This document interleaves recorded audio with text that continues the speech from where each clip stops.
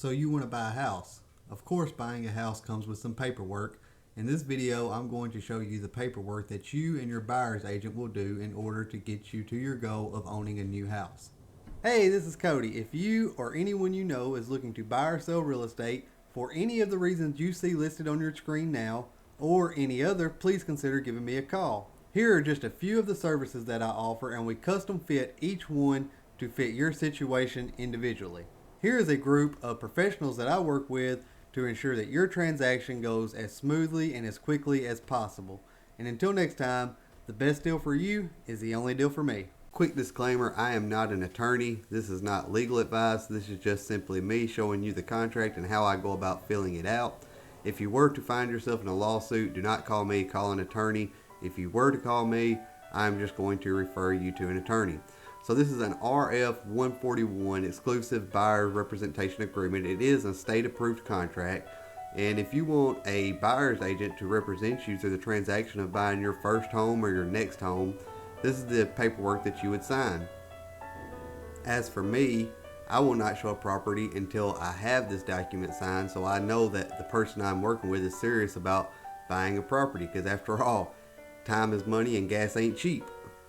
And there are also some other agents. It has happened before to where the client will call you and ask you to show them the property. You take them and show them when they have this agreement already signed with another agent, so that just prevents any confusion later on down the road.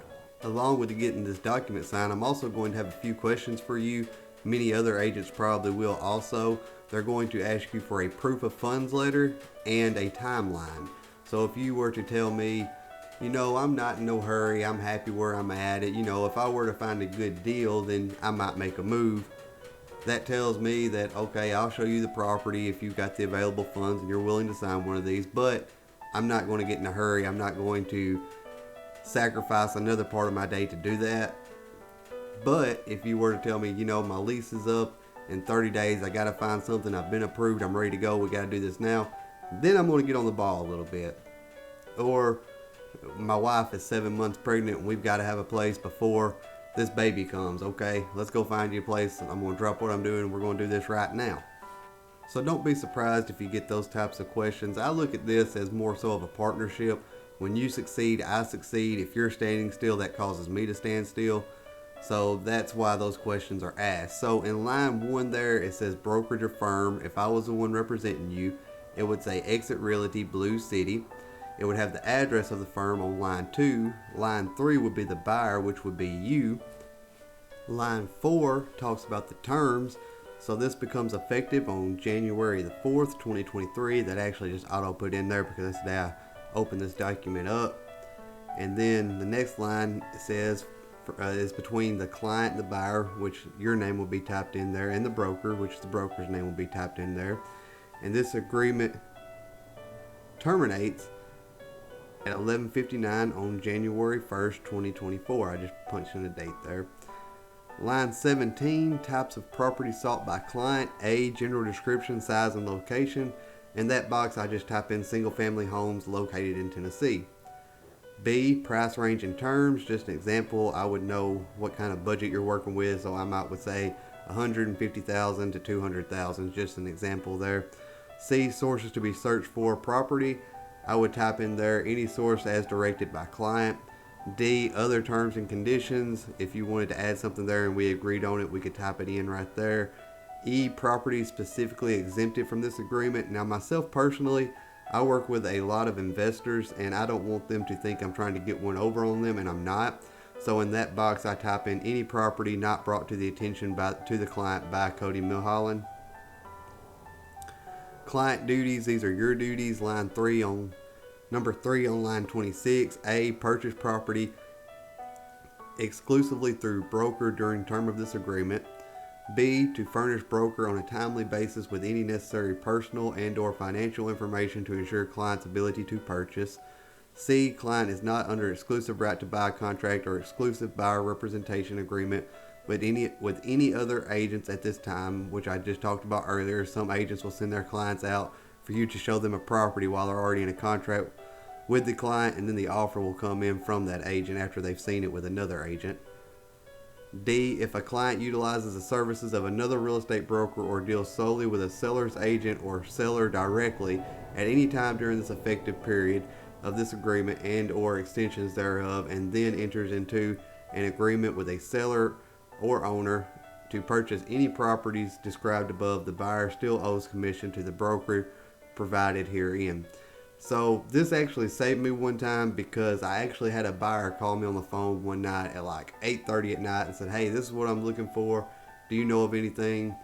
So I said, yeah, hold on, let me make a phone call. This was an off-market property, the off-market deal.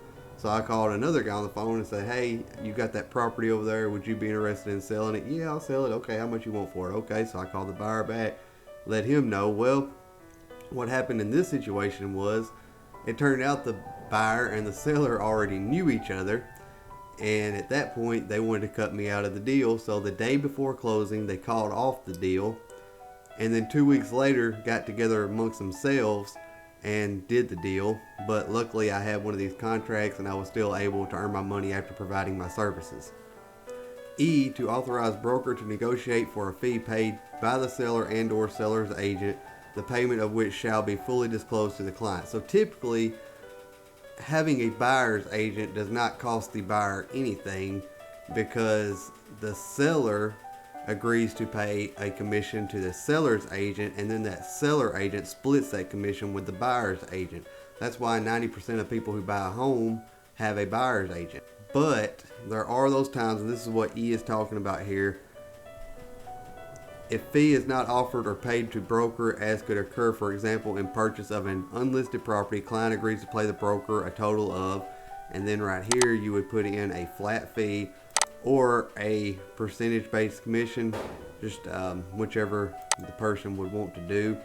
That happens if you find a off-market property and the person isn't serious about selling it and they're not paying no type of commission. You guarantee that we're not providing these services for free. In the event buyer leases the property in lieu of purchase, at that point I just put in a little dash here because it won't let you leave it blank. So I just put in a little dash here because, you know, if you're already renting a place and you're trying to buy and that causes you to lose the place you're renting and you have to have somewhere to go before you can buy, I'm not going to charge you for that. I feel like that's just the wrong thing to do. F, the carryover clause, same thing as with the sellers.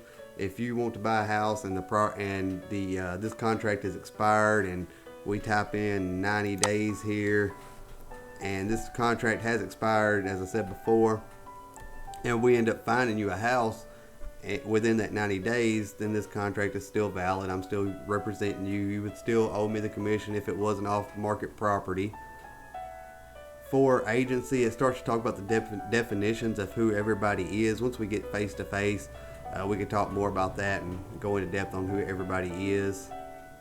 Line 91B, duties owed to all parties to a transaction pursuant to the Tennessee Real Estate Broker License Act. Every real estate licensee owes the following duties to every buyer and seller, tenant and landlord, collectively buyers and sellers, unless otherwise provided by law.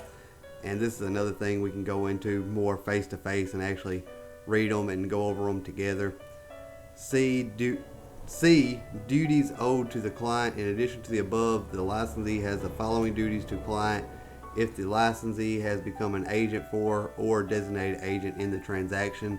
Again, we can go over all of these because there's several of them here, and I'm not going to read each one of them out to you for the sake of time. E, buyer's authorization. 1, appointment of designated agent. So the brokerage, like I will go out and find you. Typically, same thing with sellers. We all go out and find our own business, and then we would just type our name in this blank. And if you was not to be happy with me, but you were happy with the firm, you could just go to the broker and say, hey, I want someone else to represent me, and the broker could appoint someone else onto the transaction to represent you. And then the rest of these, again, something we can go over face to face when we have more time. Confidentiality, I'm not going to go out and tell people your social security number or any kind of confidential information that I may obtain. I don't think I even obtain your social security number, driver's license number, or anything like that throughout a transaction. But if I were to, I'm not allowed to talk anything about that or your financial situation other than showing your proof of funds. Earnest money, you authorize the broker to collect earnest money for the transaction. Limitations on broker's authority and responsibility. This is something we could also go over more in person, but pretty much it talks about is not an expert with regard to matters that could be revealed through a survey, title search, or inspection. The insurability of the property or cost to insure the property for the condition of the property, any portion thereof, or any items therein. So we're not experts. We're not going to be able to go in and say, yeah, you need to fix this, this, this, and this to get insurance on it, and that's going to cost you this much money. Yeah, the property line should be right around in here. We're not experts in that type of thing. You authorize the broker to show other clients the same properties you're looking at. Yeah, that's the main thing. We're not experts, so don't expect us to be able to tell you all your financial stuff, what repairs are going to cost, what repairs need to be done, any of that sort of thing. And then it talks about here on number 8, line 200, what we are experts in. Number 208, number 9, other provisions. We're not going to break the law for you. We have to follow the Fair Housing Act. That's something, again, we can go more in depth over whenever we're in person, face to face. We can actually go through and read each one of these. But like I said, for the sake of time, I'm not going to do that. Line 228, 10, legal documents. This is an important legal document creating valuable rights and obligations. If you have any questions about it, you should review it with your attorney. Not me, your attorney. Neither the broker nor any agent or facilitator is authorized or qualified to give you any advice concerning the admissibility or legal effect of its provisions. By signing this document, you are clarifying that you have read and accept these terms and acknowledge receipt of this agreement. Line 234, exhibits and addenda. That is, if you wanted to add anything to this contract, and we agreed on it, that is something we could put in that box there. Special stipulations, that's typically where your transaction fee is going to be. As far as I know, everyone charges a transaction fee. Other things could also be in this box. For example, if you've been negotiating with John Brown down the road to buy his house and the deal is just not working out, but you want to retain the right to buy his house without doing so through real estate, you could type that in this box as well. And then scrolling on down by line 262, this is where I would sign and my name will be printed and it will be dated. And then line 270 is where you would sign with your printed name and date. We could put your address on there. I don't typically always do so. So once we have the buyer broker signed and we've found the property you want, we've negotiated it, and we've got it under contract, your agent is going to go to the MLS and obtain this document for you. It's from the seller, and it would say on line 1 the property address, line 2 is the seller's name and the age of the property. This is the Tennessee Residential Property Disclosure. It is RF 201. It says on line 3 the date the seller acquired the property. Does the seller occupy the property? If not, how long has it been since the seller occupied the property? Line 5, is this a site-built home or is it a non-site-built home? And then scroll on down through here, and pretty much the seller is going to tell you everything they know about the property. Starting at line 71, subject property includes the items checked below. So we would know what is in the house, what is coming with the house. Like I said, for instance, the dishwasher's coming, the central heating and air unit's coming, rain gutters are coming. We're going to include the microwave. Just an example, what is checked will be included in the sale. What is not checked will not be included in the sale. So if you see a sauna in the house and you're like, man, I really want that sauna, and the sauna is not checked, that means they plan on taking that sauna with them when they move. Then it lets you know the hot water heater, if it's electric or gas or solar. The garage, is it attached, not attached, or is it a carport? Water supply, it'll let you know if you're getting city water or well water. Gas supply, utility or bottled. Waste disposal, is it city sewer or is it septic? 90, roof type, and how old the roof is, excuse me. And then if any of the following are not in, or any of the ones listed above are not in working order, they would check yes, and they would type in what's going on with them. And then starting at line 100, it asks us if there's any malfunctions or defects in any of the following. So is there anything wrong with the walls, the ceilings, the floors, the exterior walls, septic, sewer, plumbing? Foundation, roof, those boxes would be checked yes, no, or unknown for you to see. And then ask a bunch of questions. Substance materials, starting on line 113. Substance materials are products which may be environmental hazards such as, but not limited to, asbestos, random gas, lead-based paint, fuel or chemical storage tanks, contaminated soil or water on subject property, yes, no, or unknown. Features shared in common with adjoining landowners such as walls but not limited to fences and or driveways with joint rights and obligations, yes, no, or unknown. And it asks a bunch of things. When was the last survey done? Was there any authorized changes in roads or drainage or utilities affecting the property? Any encroachments or easements with your neighbor? Rooms, additionals, or structures without necessary permits? Rooms, additions, or structures, modifications without being in compliance with building codes? Is there a landfill on the property? Flooding and grading issues? Has the property ever been damaged from fire, earthquake, floods, or landslides? Yes, no, or unknown. If yes, type in, what had happened. Was it a fire? Was it an earthquake? Has the repairs been made? Yes, when? Is the property serviced by the fire department? You would know that. Any violations or non-conforming uses and or violations of setback requirements? Neighborhood noise or nuisance problems? You would know the answer to that by looking at this document. Are there subdivision deed restrictions or obligations? Yes, no, or unknown. You would know that from this document. You would know about the HOA, homeowners association. You would know about the monthly fees and things like that off of this document. You would know about common areas such as basketball courts, tennis courts, walkways that are shared with your neighbors. You would know if there's any kind of citations against the property. You would know if the owner is in a lawsuit in which he may lose the property in that lawsuit, and that would be awful. You would know if there's any equipment on the property that is being leased.